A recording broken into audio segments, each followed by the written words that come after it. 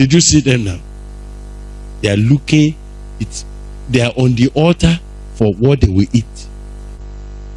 They are there to catch fresh meat. The sons of Eli are here again.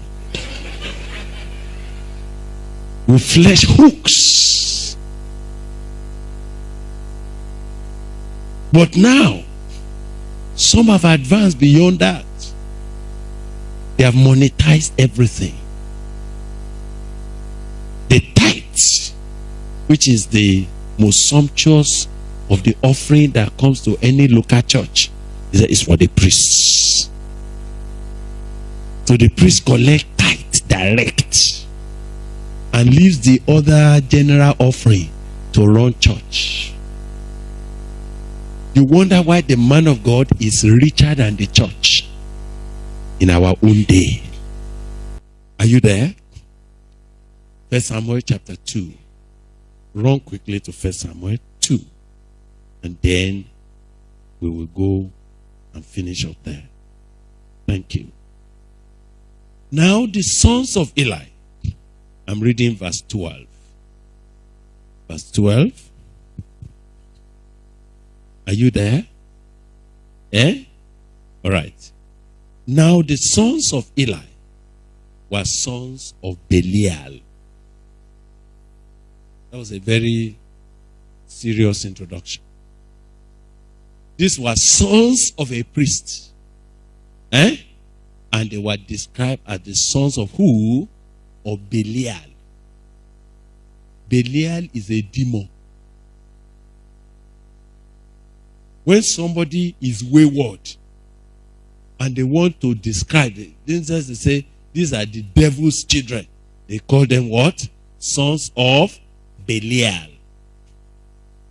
That was why when some people were saying Jesus Christ was casting out demon by what? They say he was using Belial. So Belial was known to be an evil spirit. He's a demon. So imagine they are saying the sons of Eli, the sons of the pastor. They say they are the sons of who? The devil, of Belial. You can imagine how their lives could be described to that level. Young men. And the priest's custom, look at the custom they have now established, with the people was that when any man offered sacrifice, the priest's servant came while the flesh was in seething. With what? With a flesh hook of 3 teeth in his hand. The first Phinehas, what did he carry? He carried a javelin to deal with the devil and with evil. This Phinehas, what is he holding? Talk to me. He was holding a fork, a flesh hook, something you use to pick meat. Are you hearing me? They all have something like javelin in their hand. But this one is a flesh hook. It's for what to eat. So, when people have brought an offering, why it is still sitting, why the thing is still boiling, before they will bring it to the Lord for the burnt offering, the man, the priest, will come with a flesh hook. He will be looking for the best. So, see what they do. And he struck it into the pan, or kettle, or cauldron, or pot, all that the flesh hook brought up, the priest took for himself. So they did in Shiloh unto all the Israelites that came there. Also before they burnt the fat, the priest servant came and said to the man that sacrificed, give flesh to roast for the priest. For he will not have sodden flesh of you, but raw. He needs raw meat. Let me take my own first before you start whatever you want to do for God. Imagine how the people were begging.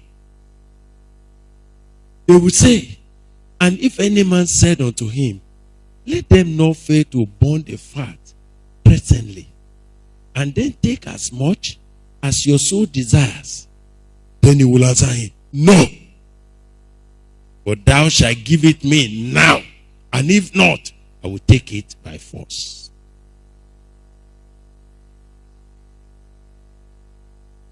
Did you see them now?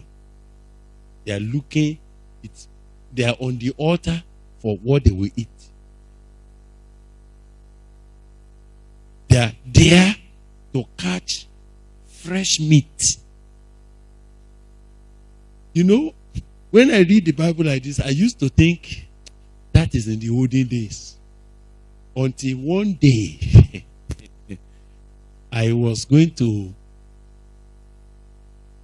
one of my staff was going to wed. And we had to approach the church of the lady, because in our culture, it is the ladies' church that must conduct the marriage ceremony. I don't know whether it happens here, but maybe in your own side here, it is the husband's church after you pay your lobola. But here in that culture, it is the ladies' church that will host the wedding. So they are the one to conduct. So that the parent of the bride, they will be there to say, I'm the one giving this girl out. So I had to go and meet with the pastors of that ladies' church and say, well, we're here, the wedding. They said, don't talk to us. I said, for what? I'm also a preacher. I said, yes, we have heard of you and we thank God, but in our own church here, we are not moving out of the vestry to conduct any officiating unless all our envelopes are ready. I was wondering, what is this envelope? That's all the money that you pay the priest before they can officiate. You have to put it in an envelope with their names. I said, oh, that's ready. He said, one more thing. We cannot wait until your reception before we eat. I said, yes, your food is being cooked. Once we start now, the ladies are already preparing your food. They said, we don't take cooked food. We need our food raw. If you kill a cow, then one leg is for the priests. I was hearing this and my body was shaking. I said, wow. And then we need raw rice. Have a bag of rice. And then the oil. We need granite oil, vegetable oil with which to cook, and all the ingredients. The mama mission, you see, that's the pastor's wife, you know, is waiting to collect. Unless you have done that, no service is going to hold this morning. I quickly ran back. When I knew they were serious, I quickly ran back. I said, now, this is what the pastors are saying before we can do this wedding. They said, what? I said, I've negotiated, and they said, no way. They know that I'm a preacher like them. They say, yes, we have respected you. In fact, that's why we are telling you. Otherwise, we're going nowhere. So I have arranged the envelopes. Then I need raw meat. I need raw rice. I need raw. So when we carried everything, I said, now everything is here. They said, all right, all right. So let's pray. That was when the prayer, the processional prayer that led them to the altar was offered. It was then I said, the sons of Eli are here again. With flesh hooks. But now, some have advanced beyond that. They have monetized everything. The tithes which is the most sumptuous of the offering that comes to any local church, is for the priests. So the priest collects tithe direct and leaves the other general offering to run church. You wonder why the man of God is richer than the church in our own day. We call them Ophini and Phinehas. This was their practice. This is what they said. They insisted. And the Bible says, verse 17, wherefore the sin of the young men was very great before the Lord. For you to note that they were young. So the Bible says, young men. Am I communicating? Did you see that they were young people? Hey, sisters, are you hearing me? They were young men. Energetic people, but who engaged their energy to serve their belly and to dishonor God. Their sin was very great before the Lord, for men abhorred the offering of the Lord. A lot of people started, they don't go to church anymore. They say, they're tired of it. Why they were like that? The Bible spoke about another young man. But Samuel ministered before the Lord, being a child, gathered with a linen ephod. Please go towards the end of the chapter and see how God was going to speak. How God was going to speak. Now, I think the Spirit of God must have been nudging their father. In verse 22, now Eli was very old and heard all that his sons did unto all Israel, and how they lay with the women that assembled at the door of the tabernacle of the congregation. Did you hear what I'm talking about? Oh my God, did you hear?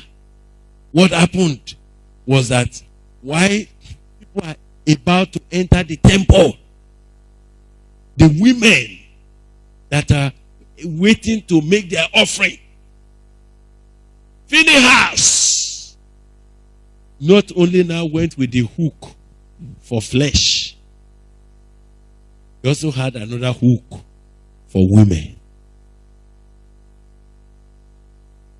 And they called women aside at the gate of the temple to sleep with them. Priests, men of God, and their father had all these atrocities. He said to them, why do you such things? Why are you doing such things? For I hear of your evil dealings by all these people. No, my sons, it is no good report that I hear. You make the Lord's people to transgress. Did you see? Did you see what their father is doing? What is he saying? You are making the people to transgress. They are not the one transgressing. Did you see that kind of empty talk? He didn't say, you are transgressing against the Lord. He said, you are making the people to transgress. You know, the way the people are speaking, they are misbehaving because, if one man sin against another, the judge shall judge him. But if a man sin against the Lord, who shall entreat for him? Notwithstanding, they hearken not unto the voice of their father. Because what was God going to do? The Lord was going to do what? Slay them. God was going to destroy them. When a man is planning for destruction, he doesn't listen to instruction. When a man is going down the drain, the devil blocked their ears from hearing what will have changed their lives. So God said, I've finished them. So see the conclusion God brought at the end of that chapter 2. I want all of you to please follow me. And in verse 35. Okay, I read from verse 31 so that you can get the whole thing. You can read it from verse 27, but 31 will help me to finish up quickly. Behold, the days come that I will cut off your arm and the arm of your father's house, that there shall not be an old man in your house. Did you see? Who is going to bring this kind of problem to that great family that senior Phinehas established for God? Who is bringing this to be now? Another Phinehas. He said, there shall not be an old man in your house. Thou shalt see an enemy in my habitation, and in all the wealth which God shall give Israel,